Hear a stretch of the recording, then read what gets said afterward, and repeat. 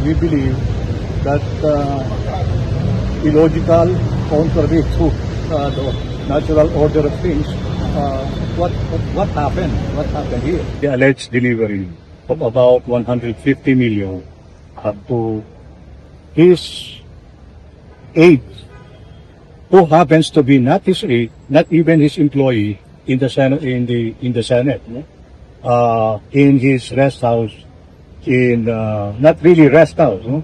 It's more a container van na converted into parang waiting room in Bukawi, Bulacan. And Mr. Alcantara or Engineer Alcantara is saying that he delivered the 150 million to this aid, no? He only identified as Peng. Yun lang ang kanyang identification. He does not even know who Peng is. And then we produce Peng here, who executed the Navy, who denied meeting Engineer Alcantara on the date, the time that Engineer Alcantara mentioned, alright, when they delivered supposedly the 150 million. Okay. Our only question is how possible is it for one man, in the person of District Engineer Alcantara, to carry 150 million in cash and bring it to that particular place he identified as rest house. Remember when Engineer Alcantara surrendered, how much did he surrender in the Department of Justice? Initially 110. Apat na tao yung may hawak eh. Apat na tao yung may dala-dala ng pera. Eh ito, isa niya, 150 million, diniliver niya sa isang tao. Alright? Now, one thing is certain. Again, Yusek Bernardo, in one of his statements given to the Senate Blue Ribbon Committee, denied Alcantara's allegation that he was part of the entire scheme in giving the senator the 150 million. Because the senator on record requested for funding of a multi-purpose building, not flood control. Never did he ask for flood control. He has been against it on record repeatedly in the so many sessions that he attended when flood control was raised as an issue. He mentioned that he was against it. He was against it. Sino yung dalawang witness na present ni Senator Villanueva? Yung... I know them by their first name. Pero ito yung allegedly na aid na nag-receive.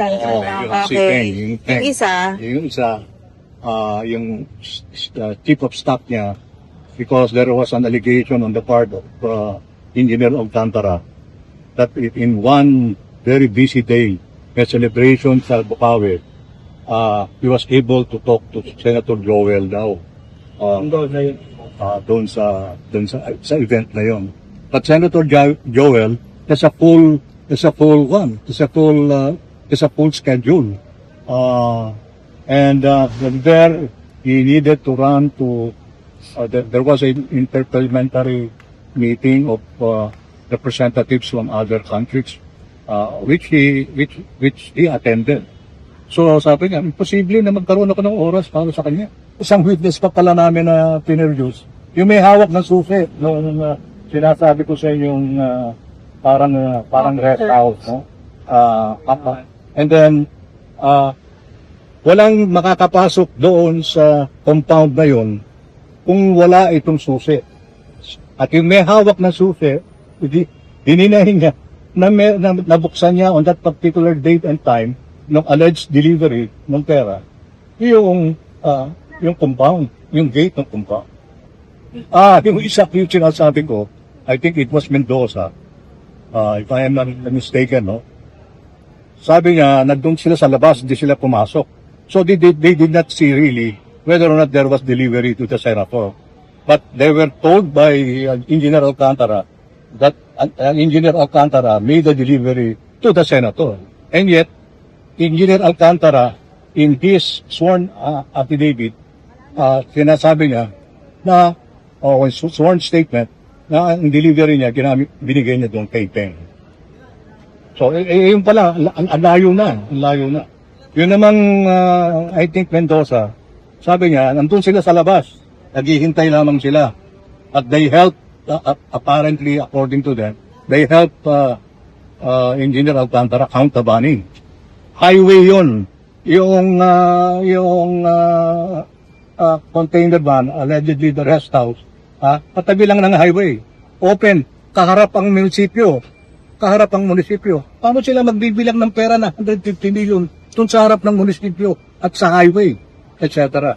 At sabi ni Mendoza, dahil nainip siya at gabi na, bumili siya, may app yata ang Food Panda, may app, order siya ng pagkain. Okay. Isa sa sinabit niyang ebidensya, resibo ng Food Panda.